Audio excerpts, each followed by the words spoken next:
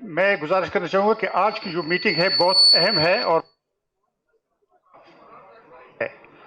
کیونکہ ایسے لگتا ہے کہ پاکستان 1973 کے آئین کے بعد کے مرحلے میں داخل ہو گیا ہے۔ ما بعد 1973 کا آئین، پوسٹ 73 کانسٹیٹیوشن پاکستان آ گیا ہے، کیونکہ 26ویں اور 27ویں ترمیم کے بعد اس طرح سے آئین پاکستان اپنی جگہ موجود نہیں ہے۔ دیکھیں، ہم لوگ بھی پارلیمنٹ میں رہے ہیں اور آئین میں ترمیموں کا بھی حصہ رہے ہیں۔ ہم نے دیکھا ہے کہ کوئی بھی پارلیمنٹ آئین کی بنیادی خصوصیات کو تبدیل نہیں کر سکتی۔ وہ آئین ساز اسمبلی کا حق ہوتا ہے۔ جب آپ اسمبلی کو اس لیے منتخب کرتے ہیں کہ وہ یا آئین بنائے یا اس کی بنیادی خصوصیات کو تبدیل کرے، وہ کر سکتی ہے، ہر اسمبلی نہیں کر سکتی۔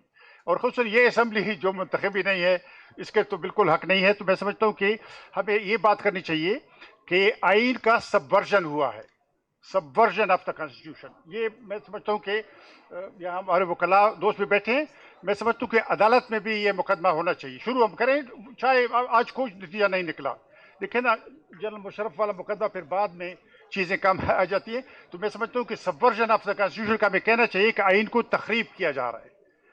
یہ میں سمجھتا ہوں کہ ہمیں واضح طور پہ کہنا چاہیے۔ دوسری بات میں یہ عرض کرنا چاہتا ہوں کہ یہ جس طرح سے ہماری ریاست کو بنا دیا گیا ہے، 2.5 سال پہلے ایک پاکستانی خاتون پروفیسر ہیں، زوہا وسیم، برطانیہ میں پڑھاتی ہیں۔ انہوں نے ایک مقالہ لکھا تھا جس کو کارنیگی انڈاؤمنٹ نے چھاپا تھا۔ اس کا عنوان تھا inside a punitive state, inside a punitive state, governance through punishment. یعنی دیکھیں نا، آپ نے نام سنا ہوگا، فلاحی ریاستیں، جمہوری ریاستیں، یہ تعزیری ریاست ہے، پیونیٹیو اسٹیٹ۔ تو اس کا نام یہی رکھنا چاہیے، یہ تعزیری ریاست ہے۔ یہ یعنی صرف اس کے پاس کچھ نہیں ہے لوگوں کو دینے کے لیے، بھوک کے علاوہ، جیلوں کے علاوہ، ٹارچر کے علاوہ، تعزیر کے علاوہ۔ اس لیے اس ریاست کا جو چہرہ بن گیا ہے، اس کو اسی نام سے پکارنا چاہیے جو اس نے اپنے لیے پسند کیا ہے۔ تو دوسری بات میں یہ کہنا چاہتا تھا کہ یہ جو ہم مشترک اعلامیہ جو بھی رکھیں، اس میں یہ چیزیں نظر میں رکھیں۔ اور یہ دیکھیں، یہ عدلیہ کو ختم کر دیا گیا ہے۔ عدلیہ اب ایسا ایک یتیم خانہ بن گیا ہے۔ خود ججوں کا آپ دیکھیں، جس طرح سے اس دن ہائی کورٹ کے جج کو نکالا گیا ہے، یہ بالکل غیر آئینی بات ہے، غیر قانونی بات ہے۔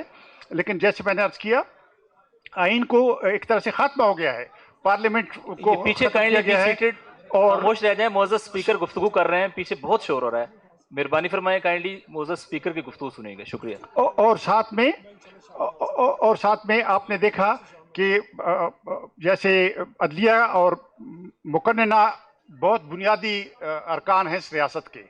اگر آپ کی عدلیہ نہیں ہے، اگر آپ کی پارلیمنٹ نہیں ہے، مقننہ نہیں ہے، تو آپ کی کیا ریاست ہے؟ وہ خود کو کہتے ہیں ریاست۔ بھائی سرکاری محکمے کیسے ریاست ہو سکتے ہیں؟ یعنی ریاست تو ساری دنیا میں معلوم ہے کہ کیا ہے، مقننہ، انتظامیہ، عدلیہ۔ یہ اگر یہ ستونوں کو آپ گرا دیں گے تو آپ ریاست کو گرا رہے ہیں۔ اور اس کے لیے میں سمجھتا ہوں کہ جیسے میں نے پہلے ہی کہا کہ آئین کی تخریب کا جو ہے وہ بات ہمیں کرنی چاہیے کہ ہو رہا ہے۔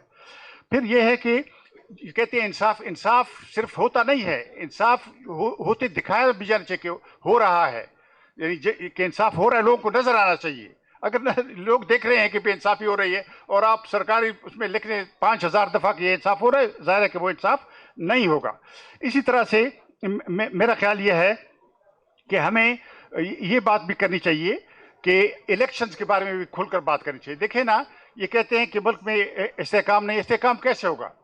آپ انتخابات پہ ڈاکے ڈالیں گے، آپ رات کو نتیجے تبدیل کریں گے۔ تو میں سمجھتا ہوں کہ یہ بھی ہمیں جو بھی ہم بنائیں گے لائحہ عمل، اس میں فری الیکشنز، کیونکہ سب سے اہم بات یہ ہے کہ عوام کے ووٹ پہ ڈاکہ ڈالا گیا ہے، اور ہم ڈاکوؤں کے لیے سزا کی بات کریں، کیونکہ یہ تو اس سے بڑا جرم کیا ہو سکتا ہے کہ آپ 25 کروڑ عوام کے ووٹ کو ایک طرح سے پھینک دیں اور ان کی جگہ جیب سے کاغذ نکال کے نتائج بنا لیں۔ یہ اس طرح نہیں ہوگا۔ تو الیکشنز کے بارے میں، فری فیئر الیکشنز کے بارے میں ہمیں بات کرنی چاہیے، کیونکہ اگر یہ نہیں ہوگا تو پھر راستہ خون ریزی کی طرف جائے گا، سول وار کی طرف جائے گا، اور پھر ظاہر ہے کہ تشدد کو کون روک سکے گا؟ تو یہ بھی ہمیں بات کرنی چاہیے۔ اور اس کے علاوہ یہ بات بھی ہمیں کرنی چاہیے کہ جو پارٹیاں ابھی تک یعنی اس تحریک میں شامل نہیں ہیں، تو ان کی بھی آپ اسی طرح سے کوشش کریں، انفرادی طور پر ان سے بات کریں ताकि जैसे पाकिस्तान में ट्रेडिशन रही है, मैं अयूब खान के खिलाफ मैंने पहले जुलूस में हिस्सा लिया नवंबर 1968 में। उसके बाद से पाकिस्तान में ट्रेडिशन ये है कि सारी अपोजिशन पार्टियां मिल जाती हैं और उसके बाद वो तहरीक चलाती हैं।